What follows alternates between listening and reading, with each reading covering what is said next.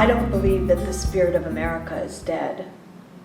Because after the planes hit the Twin Towers, more than 500,000 people were trapped in lower Manhattan with no way to get off the island.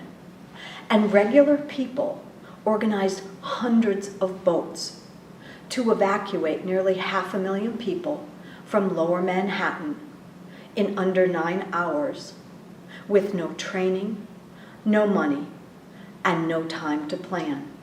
Just regular people organizing the largest boat lift evacuation in the history of the world because other Americans needed them and because they could.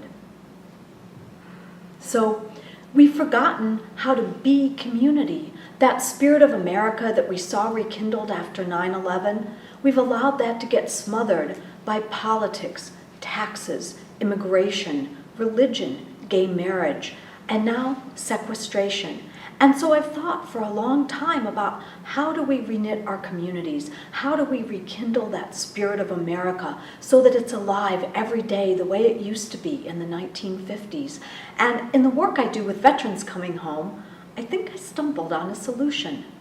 I think that there's one issue that we can all agree on, maybe the only issue we can all agree on, and that's that no one wants to lose another generation of veterans like we did after Vietnam.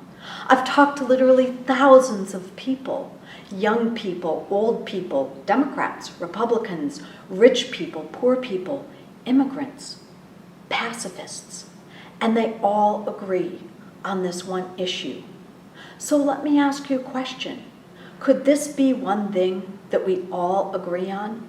Could this be something that we work together on as we're ending our wars and bringing our veterans home? Can we work together to make sure that those veterans and their families thrive on Main Street when they come home? So we're each going to have to make a very personal decision about what kind of future we want for our veterans and their families coming home, what kind of future we want for our communities. We're going to need to decide as a nation whether we want to live with another 50 years of shame and stigma about how we treat our own people coming home from our own wars. So really, that's the American way. It's how we've always done it. From the time of the Pilgrims to the pioneers, from women's suffrage to the civil rights movement. It's how we survived the Great Depression, the bombing of Pearl Harbor, and World War II.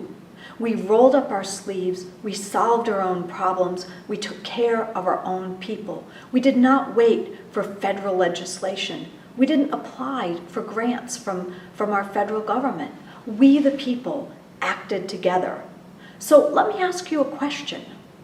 If I told you that I could help you support your military coming home in a way that strengthens community, creates cost savings and economic development, and begins to reknit our communities on Main Street and rekindle that spirit of America that we have all been so proud of, would you be interested?